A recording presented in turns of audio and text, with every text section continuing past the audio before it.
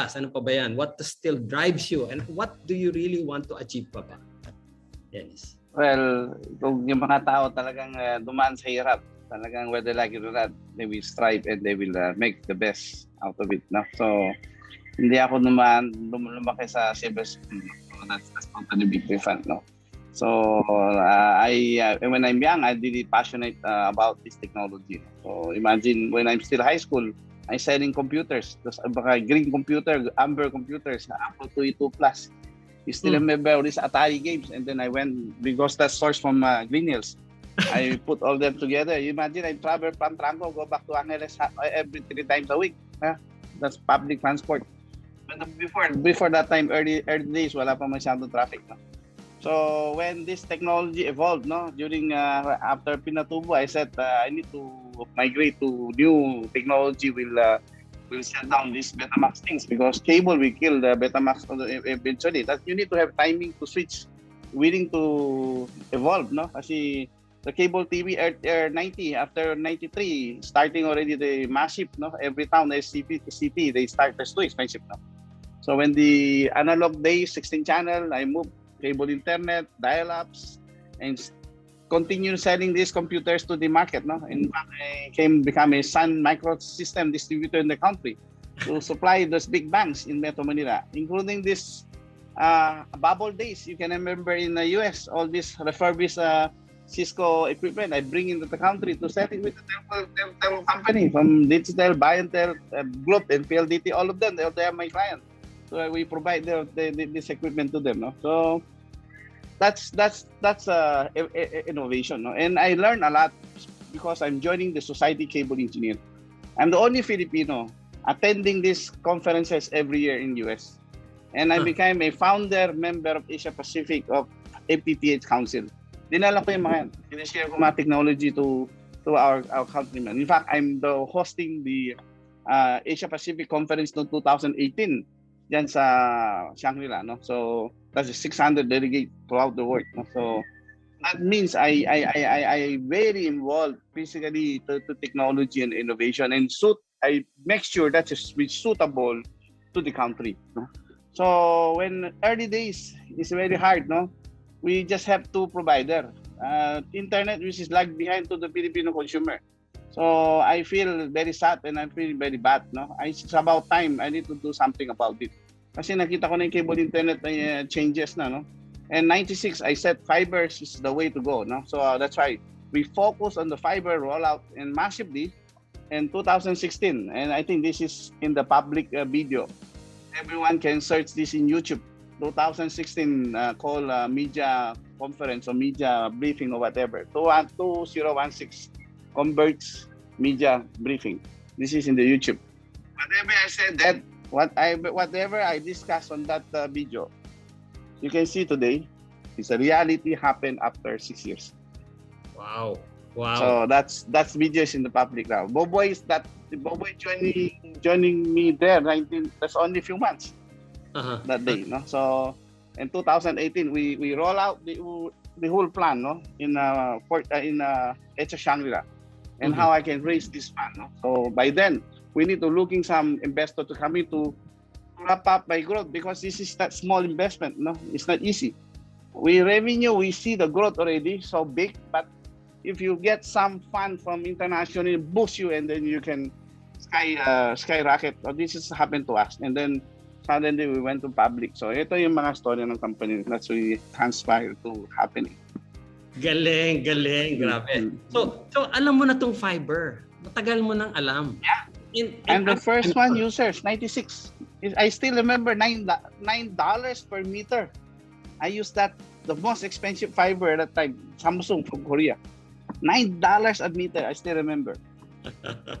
Pero di ba, alam na ng PLDT yan, alam na ng Globe yan. But di ba, how did you compete against these giants, di ba?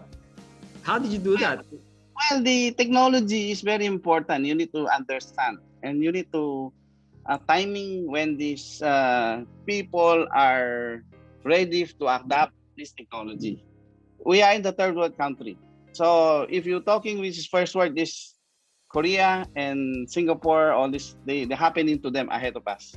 So this technology, they adapt earlier. So we should do it at the same time, because if you not do it, consumer will suffer more. So that's before you don't have choice. Whatever they give to you, take it or leave it. That's the consumer experience, no? So now, because of this technology, I introduced in fiber early. I think this is early '96. We started already little by little, but massively planned at 2016 and 2018. That's the investor get some funding came here, and massively boom. We built 2.5 million or 2.2 million ports, and this year in 12 months. So that is turnaround of the fast of this company. So malayo pa ba to? Malayo pa ba, Dennis? Yeah, the market is really underserved. In fact, if you notice, when to besides Mindanao, people are really screaming for better connection, and they want stable. They want not just only we call this Christmas light broadband connection on and off. This is people they don't like. So they want a stable and high-speed connection. This is the only fiber technology can provide this 500 gig requirement in the house today. Wireless cannot, mobile phone cannot, and wireless have data cap. And I'm the first one introduced in the country, no data cap. Tuloy-tuloy. Yeah, open. Walang, kasi you get the 5, you get that speed and capacity 24/7. You download what you want. So with the mobile, you have certain number of gig, and beyond that, you need to pay. No? So this is, I open up to the market. So they need to follow. Galing. Salamat. So more Filipinos now are getting fiber because of you. Sige. Si Grace naman, of course, Grace, the woman behind, or should I say the secret weapon? So paano yan, Grace? You're the wife and paano yung dynamics yung dalawa? You're running a business together and also a family. Paano ba yung dynamics in running this multi-million or multi-billion business? How does it work? Nako, Marvin, no? So when you say how do we manage, no? So you can just imagine what our dinner household is actually, even my kids already know what's happening in Converge. So it's been part of, ever since very, very early on, even when we got married, I was already involved in helping Dennis, no? So Dennis has always been the visionary. He always had all this plans, long plans. And I was like, where are we going to get the money? And he would always say, if you have the vision, money will come. So now I really believe him, that if you have that vision, somehow money will come. So he focuses on the technology and the innovation side. And like I focus on the finance, the controls, HR, managing the risk, just to ensure that we deliver the financial targets and that we are hiring the right people to help us in this business. And also, that as Dennis said, we realized that after a while, when we knew that what we're doing, the technology we're bringing in, will really greatly improve the internet landscape of the country. We kind of, bite the bullet. No, we said, this is we can't just keep growing by reinvesting the profits. No, so that's when we decided to, I spearheaded the rounds of getting investors interested, and eventually we chose Warburg Pincus, and they became our partner to do this hyper growth, and the rest is history. Galing. But you said that you're also handling hiring of people, training them. And how do you manage these people? Ilan na ba kayo? 800 na ba? And how do they meet? Actually, the whole organization is including the subsidiary that helps, like the Metroworks and all. We're close to 4,000 employees already. Oh my God, 4,000, and you manage them all. How do you manage them? And how do you train them and to meet their targets? Actually, the management team is evolving, as when we were starting this business. Dennis and I were really wearing many hats at the same time, So, and then as the business grew, of course, we can, then there's more affordability to bring in the experts and the more experienced people. So that's when we started hiring, the likes of Boboy and eventually Matthias and Benji, So, our management style, we're actually very hands-on, no? But then we empower our management leaders, and we respect them that they can bring in the years of experience, no, that they all have. Sa management style, dala-dala hanggang bahay. Can you give us some guidance pa for the coming year? Is that allowed? I mean, can you give us an idea? And your margins continue to improve. Can you expect that to continue to increase as your subscriber base increase? So Marvin, I think it's we're very unique in not only in the Philippines but I think in the region because there's such a massive opportunity in the Philippines in the broadband space that has not been met, and we were just scratching the surface. We're just starting to deploy the network. But Grace mentioned the numbers, 17% fiber penetration. It's a low number. You compare that to Thailand, Malaysia, they're close to 50%. I think Vietnam is even at 60%. So yes, definitely, we still have a lot of potential to grow this business to a multiple of what it is today. And that's sustainable to the scale of the business and the revenue generation. And margins have increased. They are quite high at 55% EBITDA margin. But we still see that there's additional potential to increase the margins as we scale our business and generate further operating leverage. And then we will have very focused cost initiatives also to make sure that we continue to run the board very efficiently. So although the margins are already quite high, globally there are some broadband companies that have about 60% EBITDA margin. So potentially those are levels that we could get to in the midterm. So does that mean that when you set up your infrastructure, and like me, a customer of Converge, would like to increase the bandwidth, do you need to increase your infrastructure, or ano ba yun? Paano ba yun, Dennis? Is that how it works? The technology was designed at the gigabit port to the home, no? And this is a software configuration, no? So if you have an account number, we open up the port to you up to 1 gig to the home. You don't need to spend any centavo anymore. Just computer and configure it, and that's 1 gig to you. This is a network design. Actually, this is whatever the first world country using right now in connected to the home. This is the newest and state-of-the-art technology we bring to the Filipino consumer today. Yeah. So actually, theoretically, I can ask you to give me 1 gig. Yes. And you're not going to add any cost. Siyempre, I'll pay for it, no? But in terms of your infrastructure, in the infrastructure investment, no more, zero. Wala na. And so that's how your margins can now increase as more and more customers. Oh, I see. Understand now. Oh, okay. What kind of strategies do you implement to make sure that is stable, no? And itong explain mo na rin sa amin yung itong VisMin area when you talked about a fiber pair na hindi na kailangan bilhin. Can you tell us more about that? Okay. To follow on to what Dennis said, we designed our network to support two important imperatives, no? One is customer experience. Second is growth. Because we have a firm belief in the future growth, no? So when we design it, first we make sure that it will be high availability. Okay? We're not 100% there, no? But we're working very hard. High availability means mababawasan yung outage, no? The Philippines, fiber cut left and right, everyone digging, trucks hitting poles. So we want as few outages as possible, so less inconvenience for customer. Number two, we want it to be what we call non-blocking. Diba? 1 gig to the home. Maraming may fiber service sa Pilipinas eh. Pero if your network is blocking, you will get congestion buffering. Kaya kami, yung sinasabi ni Dennis, 1 gig to the home, ang backbone namin ngayon is 800 gigabits. It's the fastest in the Philippines, no? Last year, we upgraded to 400. We're way ahead of the industry.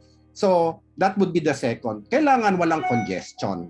Kasi minsan, again, pag naputol yung linya, every customer goes into one leg, then you get congestion. So, we don't want that. And then the third, tawag namin low latency. Yung ping ba, actually, if you look at Ookla, yung ping, ang baba ng Converge. We are below 10 milliseconds. we're in the top in the world today, no, in terms of latency. So that's how we make sure from the network perspective. And then from the customer experience perspective naman, what we are trying to do, no, kasi there is this operation flow being reactive, then proactive. Meron pang ang predictive, adaptive, no. We're moving to being proactive. No, we have tools in our network that we're leveraging so that we can determine if a customer is about to have a problem. Pero minsan di mo ma-avoid, no? There will be cases na he already has a problem, pero what we want to do is to attend to it before he has to call us. So that's how we're trying to make sure that we provide a differentiated service from our competitors. So yun. It all starts with the objective na dapat customer experience ang pinoproblema natin when the network is being designed. Itong VisMin nyo, islands tayo tatawid ka ng dagat Wala ka bang problema dyan? Ano ba yung how different is that in Metro Manila? I can imagine, contiguous tayo Pero pag nag-inter-island ka na, paano yung challenges mo dyan? If you noted earlier, no, we were saying launch and soft launch. Okay. So firstly, we do realize Cebu is the first island outside of Manila we will serve, then Davao. So instead of going full launch immediately, we went on soft launch. No, we tried to understand, are there any differences? And much to our surprise, there are very little differences. In fact, almost everything, no, from the utilization rate to the plan mix to the percent of customers who are first-time users. Yung plan mix, no, ibig sabihin hindi lahat ng bumibili doon entry level ang binibili kasi may middle class din doon, marami ring mayaman doon di ba? So the experience they get is also the same as in Manila. So we're confident na as we go to VisMin, same as our experience when we went to Bicol. Bicol is a poor region, right? And to northern Luzon. We're very confident that it's gonna feel the same way for the customers and for us also, the amount of work we have to do. So we're very bullish there. Good. Thank you for that, Boboy. So what are your plans now? How do you now choose where areas to roll out? Tsaka, di ba? How do you choose the areas? And thanks for that, Marvin. We have a very structured approach. Actually, when I joined Converge last year, nagulat nga ako sa level of sophistication of the approach of how they plan where to roll out, no? And we're actually doing it right now. We have a team dedicated to looking at that now. What our rollout plans for 2022, no? So it really starts with, of course, the demographics, right? So at each town, each city, each region, and even down to the barangay level, we figure out, what is the proportion of that population there that is a part of our addressable market, who can afford our base plan of 1,500 pesos, who are likely to buy. We do that. So syempre start with desktop research, diba? Yung may mga statistical may PSA statistics tayo, we know that. We also can look from aerial photography, mag-Google Maps, yung makikita mo naman yung neighborhoods kung saan yung middle class and above. So yun ang ginagawa namin. But then the final validation of where to roll out, right? Down to what street is lalakarin ng tao. Like saan ba pwedeng kasi baka on the desktop research mukhang okay, tas pagpunta mo doon, nako wala namang masyadong nakatira doon, or tanahid pala, or their houses don't look so well off na baka hindi nila ma-afford, baka mamaya maybe sila after 3 months mag-churn out sila, di ba? Hindi sila makabayad. So yun, it's down to that level. And because we are not, hindi kami katulad ng mga ibang telco na ina-outsource ang build, ang construction ng network. In-house yung meron kaming sariling construction company, Metro Works, na subsidiary ng Converge that really project manages the build out of the network. So any adjustments, madali lang, hindi ka subject to na may kontrata kami, ito yung sinabi nun sa plan, ito yung gagawin na. We can make changes on the fly if we realize na nako mali yung plano. So that's the way we do it. And also we're also much more responsive na okay, naka-build out na tayo, pero the capacity na build out natin in a certain area, certain barangay is not enough pala kasi yung demand is much higher. we can very quickly augment the network at a very reasonable, actually very cheap cost. Hindi siya linear eh. Hindi siya linear dun sa number of ports eh. It's so the addition of ports is actually cheaper than the greenfield rollout. So yun ang nangyayari. So we make sure that we don't overbuild, right? But at the same time, we are very agile to be able to increase the number of the amount of capacity if the demand is higher than we expected. So by doing that, that's why yung pinakita ni Matthias kanina na the return on invested capital, which is very high, it's because of that very tight coordination between network and sales. That's done at a very, very tight level and at a local level. We have regional general managers and regional operations people that work together very tightly. And that's how we're doing our planning actually right now this year. Galing. You know, Marvin, to add that, before the COVID, kami mag-asawa pagka weekend, wala kami gagawin. Mag-drive kami along the infrastructure rollout. No? I make sure my map should be deployed properly to serve the market, not in the rice field, not in front of the cemetery. Yun ang mga nakikita namin sa iba eh. So sabi ko, how you can send this to without subscriber take up, right? That's give you affect your ROIC. So that's very important. So that's why personal thoughts on this one, and make sure you're not throwing left and right. And if you have control of your rollout, make sure you have a standard and 100% is under the entire management control. Wala kami outsource dito. So bali ikaw personally ang tumitingin yan pag-roll out ng infrastructure nyo? Yung... Before COVID kami mag-asawa yung weekend, iniikutan namin na dyan hanggang tinitingnan ko sa labas yan. Date nyo na. Yun ang date yung dalawa. Yeah. Siguro, let's get through the first group of questions most popularly asked by our customers. Eto, let's take this on the growth plans. Let's get these questions from JC, Edelisa, Angelo, and JM. Tell us your plans to be the fourth telco in the next 5 to 10 years, and even get into fintech. May plano ba kayo dito, Dennis? Yeah, Marvin, the single focus of Converge is to make sure by 2025, we need to bring this fiber lights to more than 55% of household. Yes, that's very important. That's basic. So we need to have single focus on that. Backbone, all these things. Once you have done big already in terms of eyeball customer base, and that can be add on the future follows. Because the eyeball is very strong customer base is very important. And whatever product you want to add on this digital highway to individual consumer, that's a huge to come on the future. Kasi you build the highway. Focus muna dito. Focus to build. Yeah, and I saw a lot of question also. Are you interested to mobile? Are you interested?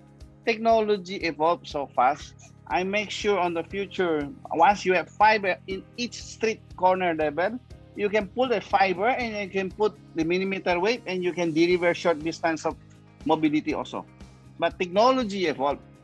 So to able to reach that services, you make sure you roll out, you need to carpet all the fiber, which is that 60% or 55% home pass.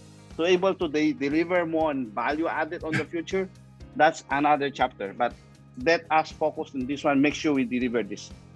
Hindi ba affected ka ng 5G? Paano ba yung difference ng 5G? The 5G, this is a rule of 5G is a high capacity, short distance. That is the rule of physics when we designed this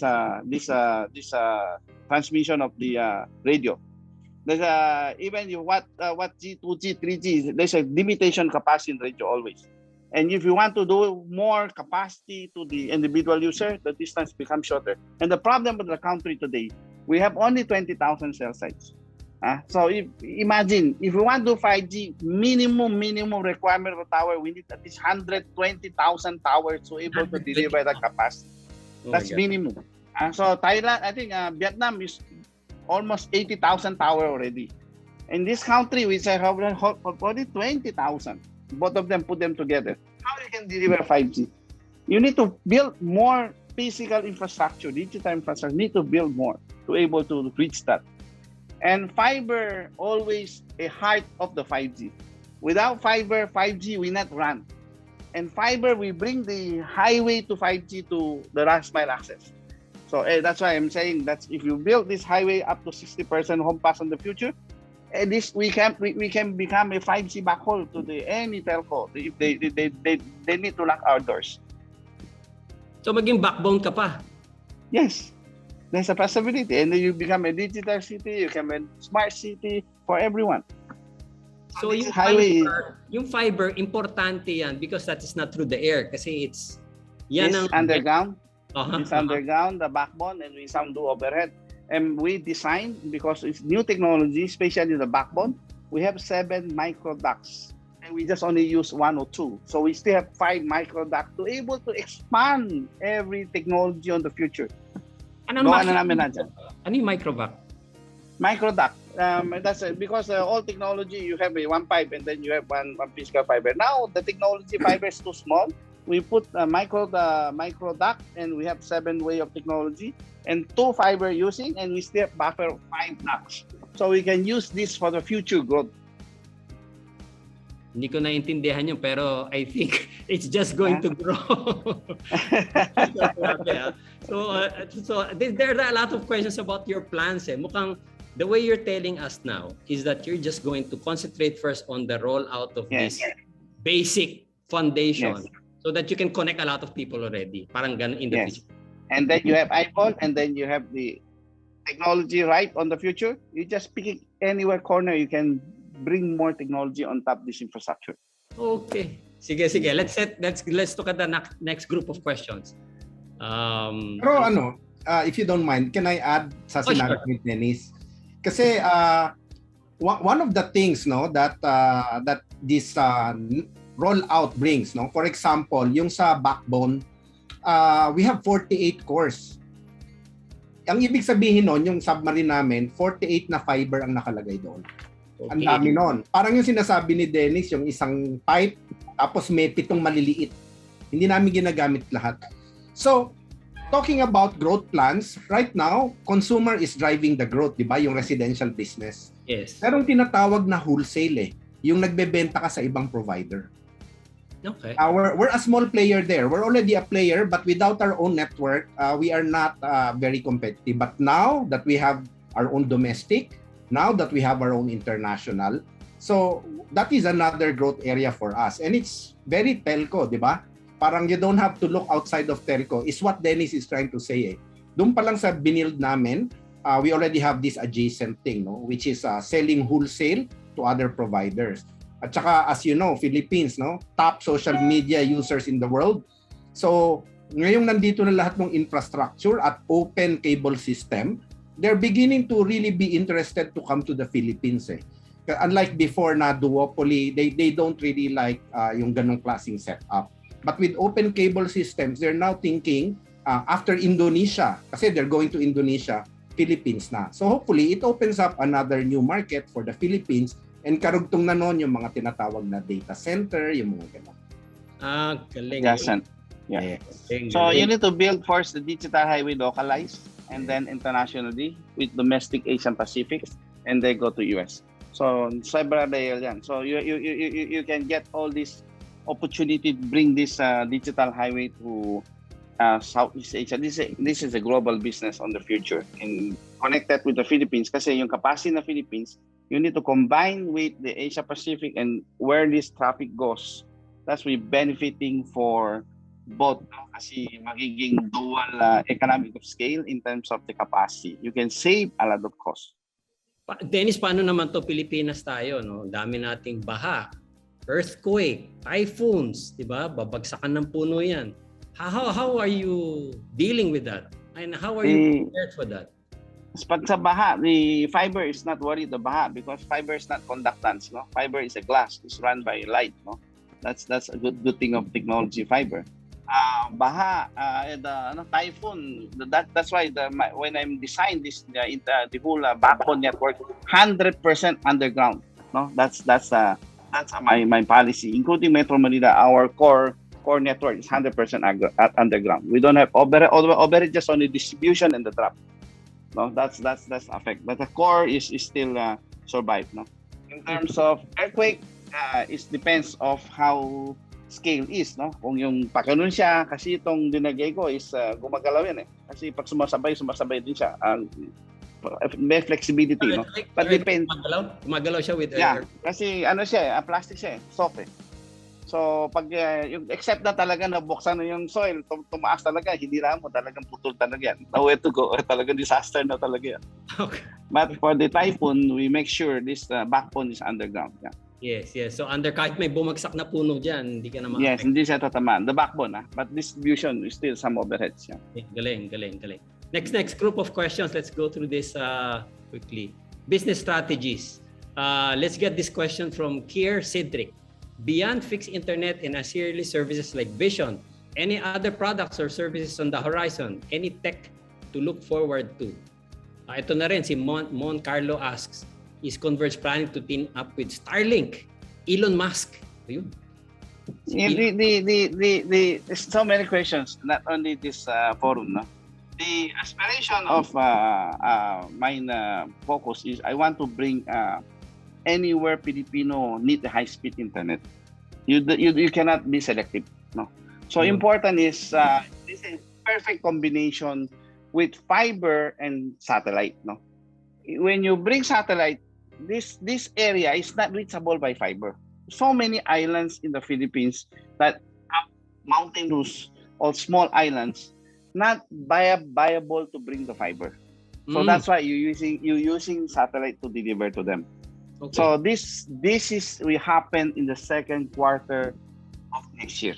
We already select some technology, and in due time we will announce to the public on this happening. And because I'm helping si Elon, hindi si Elon. I cannot confirm, I cannot deny, but we do something, huh? We do something about it, okay? So we make sure the technology can deliver. Yeah.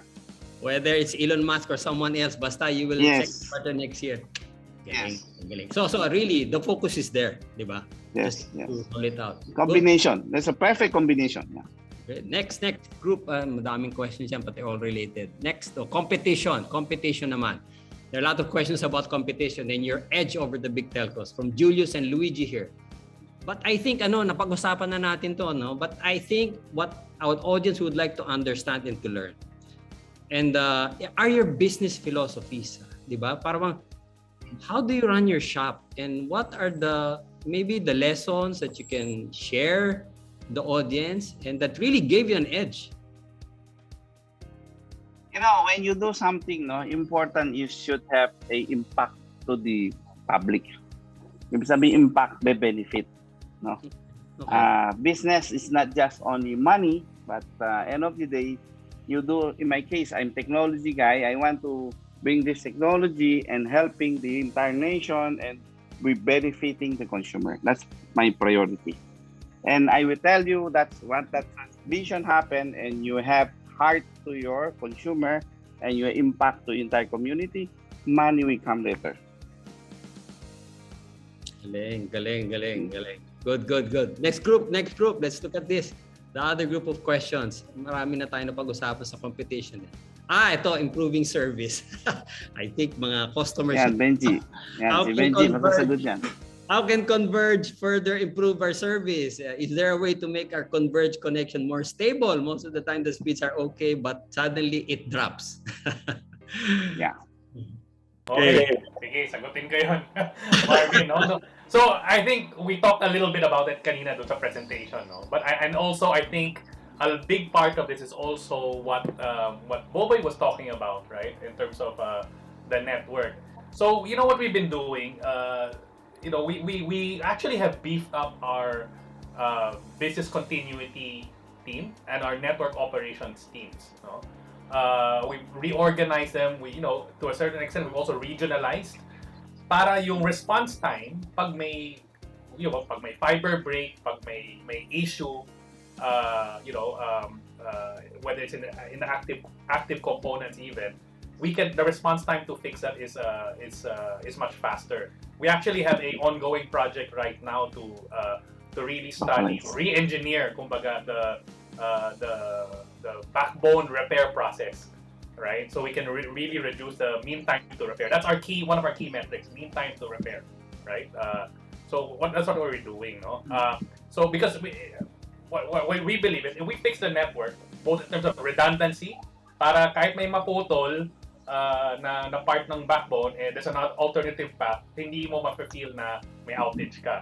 So we're doing that on the network side. We're fixing also the network operations and maintenance side by improving the processes, and also we've actually doubled. I think we've almost doubled the crew also in terms of maintenance, repair, installation, no?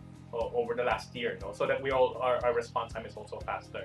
But on terms of when I'm just looking at some of the other questions here on service, no? In terms of service, customer service, right? I think we've announced a few months ago that we are partnering with some technology companies to really improve our service.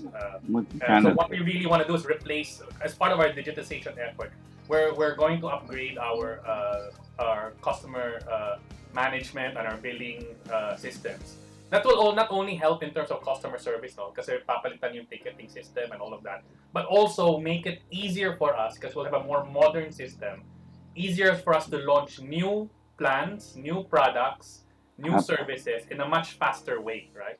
So that way we can be more innovative, right? Because sometimes the constraint on launching new product is not the network, it's sometimes it's the back office systems, to ensure that you can bill for it, you can charge for it, you can manage the customer service. So we want to modernize that platform, and we're working on that now. We have a big team working on this right now, so that hopefully by Q1 next year, you'll be able to start to see some significant enhancements in the customer experience. Good. Ako, I'm a customer. So pag tutulan ako, tawagan kita. Sino ba ito? Alam mo na kasi yung email namin sa phone number. Yung response talking about the public. Kami until now nagiging call center pa rin kami. So we still accept helping the customers. This is nag-grow up na ako ganito. So hindi ko na matanggal sa sarili ko sa mga dami kong friends na nagte-text na tumutulong. So this is part of our grow up. No? Hindi, seriously, nung pandemic, the demand really surged it. And then I heard a lot of instances where Converge had problems, ganun. Na-resolve na ba yan? And sino tatawagan nila? Kasi, pag naputol internet, buhay ng tao yan. Diba? That's true. Let me answer that. No, imagine during that first March ng last year, nung nagkaroon ng, no one knows this will strike us, no? So this is unexpected and no one prepared on this, no? Yes. So in fact, imagine that lockdown immediately, we got ITF approval. Yung call center lang, you cannot operate. So you need to immediately scatter all over the area to build faster. And even because of the demand spike, our backlogs more than 2.5 months. And even you want to increase your people, you need to train your people. And you want to order vehicle, you need to order from, at least I order 500 new vehicles from Suzuki. And they give me every week only certain number of units. And in fact, in fairness, no, in span of short period of time, less than 6 months, we turn around everything. We have 900 seats immediately scattered all over. We hired 1,000 people with 500 new vehicles to address this sudden surge. So that is very big challenge to the whole management team. That's not easy.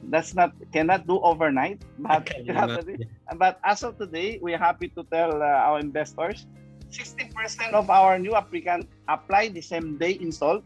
Probable within 90% within 3 days done. So, with 10% pa na naiiwan, we improving that to shorten the period of time. We cannot have 100%. There's no such thing 100% perfect in the service. Even first world country, napuputulan nila internet. That's right. Yan yung challenges mo talaga. You know, we have more than 20 or 30 fiber cut a day in Metro Manila. Different type of fiber cuts. Yeah, different cuts. So construction, poste natumba, yung transformer nasunog, so ninakaw, so many mess every day. No? So we have more than 20 unique cases in the fiber problem every day. But that's why we make sure our support is nearest by clusters. So that's why they come out, they need rubber net Parañaque all the way to Caloocan, patay na yung kabayo pag dumating na doon yung service site. So we cluster them properly now. So we improving a lot. Good. Salamat. Thank you. Let's get the other set. Meron ba tayo? Marami pa tayong questions, but let's get the other set. Dividends. You know, telco companies give high dividends eh. So PLDT Globe, alam mo naman yan, Dennis, no? And of course, marami kaming REITs offering na recently, marataas din yung dividends. When are you going to give dividends daw? And how are you going to, what is your policy on dividends? Thank you, Marvin. Let me take that. And we get this question quite often. I briefly mentioned it in the presentation, but we obviously still need to spend a lot of capital to capitalize on this massive opportunity of broadband. So our focus is really to take the cash that we generate, 100% invest it in the opportunity. And if you look at the ROIC of 20% plus, we create very, very attractive returns from these investments. Now, but if you fast forward in a few years from now, probably around 2023, we will have more cash flow than CapEx. So then theoretically at that time, we potentially can pay dividends, but we will need to look at the business plan at the time to make the decision. But what I can say to shareholders, I think there's this concept of total shareholder return. So the accretion, the increase of your share price, and then the dividend yield. Maybe others have 5-6% dividend yield, but we had 100% share price appreciation since the IPO. So I think that's dividends will be peanuts compared to Yeah, okay. Marvin, to add to that, no, siguro like it's in our DNA, no, Dennis and me, we're so used to reinvesting all the profits kasi. So I don't think we have it in us to like get a big huge loan just to be able to pay out dividends, no. So siguro yun ang pinagkaiba, no, since we do this. Ganun talaga entrepreneur, pasok sa negosyo para to make it grow. Tama. Especially because of this business, especially Converge, this is a high growth industry. Among the Asian, I think we are one of the company now is noticed by the growth of itong spike ng growth ng pakalaki. Yeah. Okay, sige. I think we have just one last group tapos i-open na natin to sa audience natin. Of course, they're talking about the stock. Kasi grabe, double na yung stock nyo from IPO. Yung nag-IPO kayo, ang mahal na raw. It's expensive already. Now it's 35, mahal pa rin. I guess the question, aside from the usual valuation, metrics or tools that are being used by analysts to determine the value of your stock price now on the short term, can you share to the audience, what do you believe is the best way to measure your success of your business? How do we see that? Now, what are the things that we are not seeing? How do you measure the success of your business? Matthias, Marvin, I think we discussed a couple of these things today, and then obviously beyond just the profitability, I think what Benji also covered on the ESG, this is really important to us. I mean, we have a mission here to digitalize the country, to make affordable fiber and high-speed broadband available to everyone. So a lot of the success is not measured by our financials, but by the value that we create for our customers. I mean, that's the first point. But then looking at this slide and looking at all the questions that came into the Q&A box, obviously there's a lot of questions around your share price appreciated so much, and what else is in there? And I think also your title suggests a similar question of the seminar. We have been doubling the subscriber base every 12 months over the last couple of years. But as I mentioned, we still have the potential to grow the business to a multiple of what it is today. If we look at the fiber penetration in other countries, potentially by 2025, the Philippines will have 50% fiber penetration. So that would be 15 million fiber to the home users. Even if we just capture a third of that, we would have 5 million subscribers by that time. And I'm just playing with the numbers here, but it gives you a sense of the multiple growth that we can still see in the business. And then obviously with growing profitability, with lower capex, we'll have a higher cash flow. So I think there's still a lot of room for us to increase the value of the business. There will be volatility, like with every stock, but Converge is not a stock that will have over the long term massive fluctuation. It's a growth stock. It's a long-term growth stock. I think a very stable and good investment in the future if you believe in the fiber opportunity in the Philippines. Great. So it's more of a growth stock. 1.4 million subscribers now, and you're looking at more than 5 million in the foreseeable. It's not a target that we have set out, but it's absolutely doable if you look at the market projections. All right, thank you for that. Let's open the questions now to the live questions. Let's get some of them. We still have a little bit more time.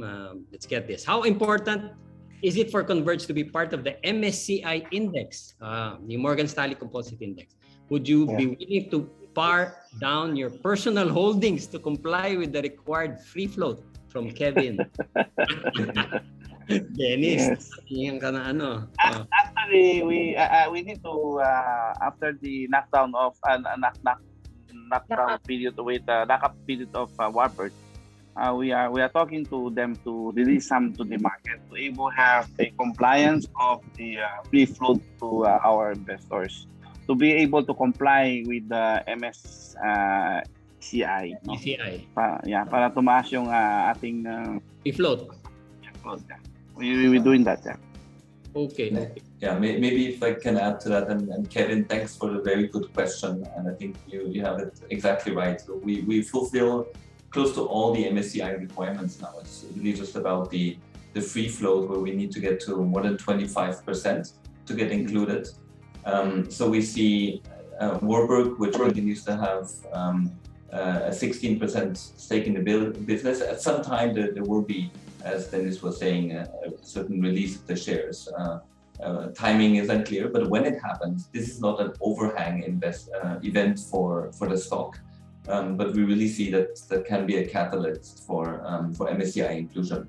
So that's how we think about increasing the free float will be a very, very good thing for the company and the shareholders. So you're now 20%? 20%? 20%. You need more than 20%. You need about 5 more. Yeah. 4.5 or 4.6. Okay. Sige. Next question. Let's get the next question from the audience. From Francis D. Given what you know in terms of the potential of your total addressable market, how do you plan to leverage on this in the next 5 years? Will you still just be pure broadband provider or more? From Francis. Should be more. More. Ang daming technology pwede sa ganyan, just only beginning. When you have digital highway to the individual consumer, imagine you with 4.5 million homes connected to your network. It's so powerful. You can bring fintech, you can bring digital home, you can bring home shopping, you can bring all these smart homes. Many things can happen. It will go through your highway. Yes, because that's all IP directed already. Yes. And you can partner with the strong fintech company because you have a eyeball base, and you can tie up with this online selling, and they can, even this box you can order. You can select on the screen, the big screen, and they can deliver to your home on the fingertips. Everything. That's the future. So Dennis, how many years ba bago tayo ma-layout mo lahat yan? Or including the other two? Actually, we started already the vision. Then isa-isa, unti-unti na, di ba? So, imagine on the future, you can have this came out with the charter. After a week or two, we can partner with the content. You can video on demand. You can buy the movie, the mga new release, no? So, yun ang mga future na pwede na gawin kasi this is just on the IP based and data center at the back. And we do this when scale is getting better. And I will tell you, once you have a scale, this content provider will knock your door because you have a platform, you have everything, and they will partner with you. Simple. You don't need to invest. Great. Sige. Let's get another question. Meron pa ba tayong mga questions dyan? I think I have a lot of. Good afternoon. What are the drivers behind your decision to make Converge stock available in the... I think this has something to do with the ADR. Yung ADR yata, Dennis. Actually, this is not a really, this is requested by the investor from US. No, we don't have ingay-ingay na nangyayari sa Converge dito sa Asia Pacific, pati yung mga American retailer nag-ingay na konti. So that's why Citibank approached us, and they did that. This is non-sponsored, no? So they did that. So they have a chance to the retail investors. Yan ang ginawa ng Citibank. So pero hindi naman kayo involved yan, It's a non-sponsored. Non-sponsored Ibig sabihin nun, you're not really involved. Sila lang, magte-trade lang sila doon. It's not going to affect your shares, your... No. It's not convertible to your common. No. I think Matthias can answer that. Yeah, it just mirrored the stock price. Parang it's like like a derivative lang na... It's like a proxy share trading in the US over the TOC market, where US investors that would have difficulties to buy in peso in the Philippines have the opportunity to buy onshore in the US, in US dollars, the Converge stock, which is basically reflecting exactly the value of the stock traded in the Philippines. It's common. I think there are more than 20 companies in the Philippines that have these unsponsored ADR traded in the US. Yeah. So I would say it's neutral to us. Or slightly beneficial because it increases the recognition of Converge internationally. So to clarify, it is not your common stock that is available in the US. It is not like that, diba? No, it is not. Yeah. Okay, clear. Thank you. Next, please. We have maybe a couple more questions. Medyo nag-extend na tayo, Dennis. Salamat. Okay lang. What's the biggest risk for Converge from achieving its target in the near and medium term? What's the biggest risk from George? Ano ba yung biggest challenge nyo? Hopefully not another black swan event like the pandemic. Yeah. Nag-double nga kayo ng pandemic eh. No, but disaster. Not to the extent that it will prevent people from having money to pay for our services. Oh, okay. Actually, what we feel is one of the biggest risks is the ability to scale. Coming from Luzon, then expanding to VisMin, we need to ensure that we are able to roll out faster than anyone else. Number one, as Matthias mentioned, is the inventory. And then number two, that we continue to deliver a better service relative to the market, so that customers will choose us and customers will choose to stay with us. That's why what Ray said, Converge University and all of those things that ensure that we'll be able to properly staff, no matter if they're in Manila or Davao, are very important to us. Great. Of course. Sige. Thank you for that. Let's have 4:30. Last question na lang tayo. Very busy sila, very busy. Last question na lang, okay lang, Dennis. Why do you think investors are willing to pay a premium for Converge? Why do you think? Who wants to take that? Kasi magagaling lahat yung mga management team. Number one. Alam mo naman. Yeah, I think... Sabi ko nga, this is a high-tech company. You should looking forward. People are really towards to that digital life, and this is a future growth business in our country. Ito talagang the entire consumer dyan na pupunta lahat. Great. So maybe sara na natin doon, Dennis. Maybe you want to say a last few words para sa ating mga audience. We're very excited about Converge, and we've seen how the future looks like, for you. Maybe you want to say some few words or even Grace. Thank you yung mga investors natin dyan. Believe us and turn out. Hindi kayo nakamali, right? So you have double your money already. So those who not believing us and follow, and things will happen.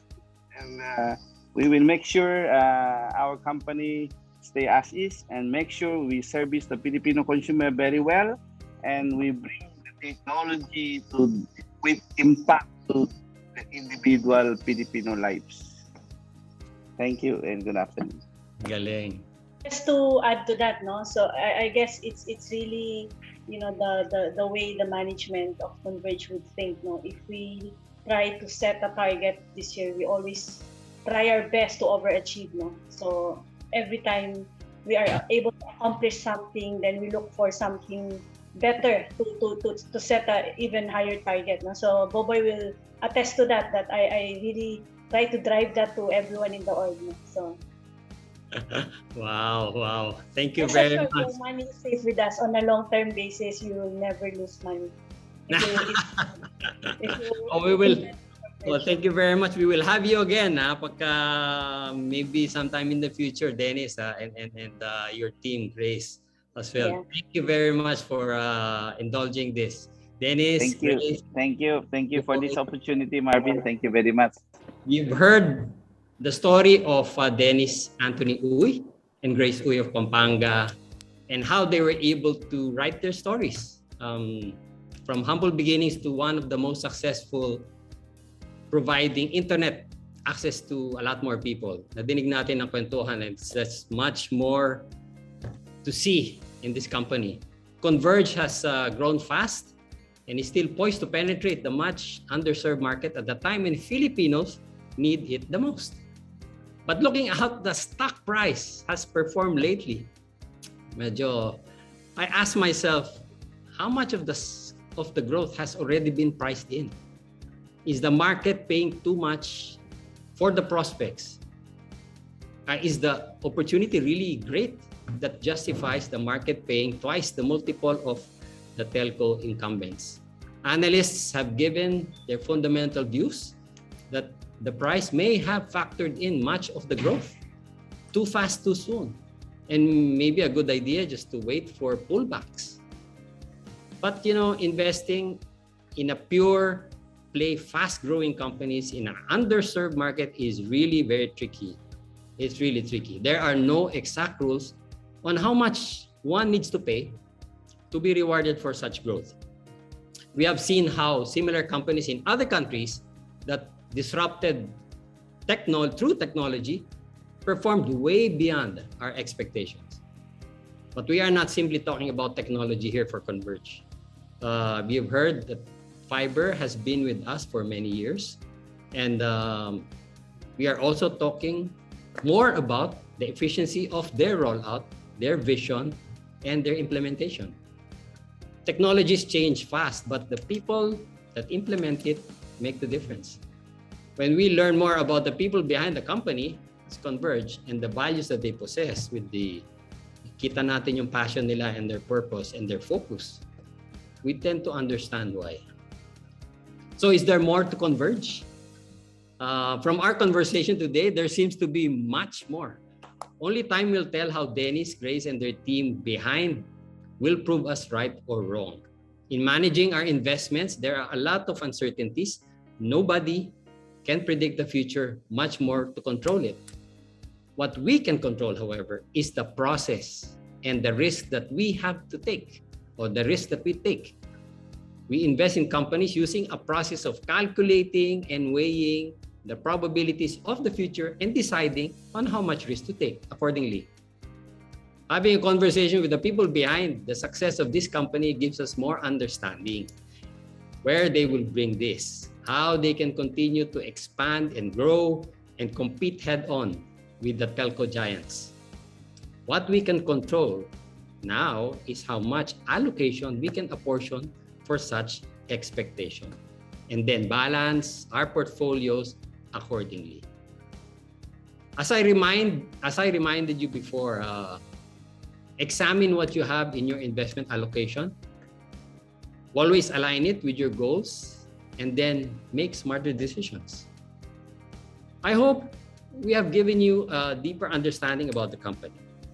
We will continue to follow the developments of Converge, especially their expansion plans and internet rollout in the other parts of the country and how effective they are in delivering those plans.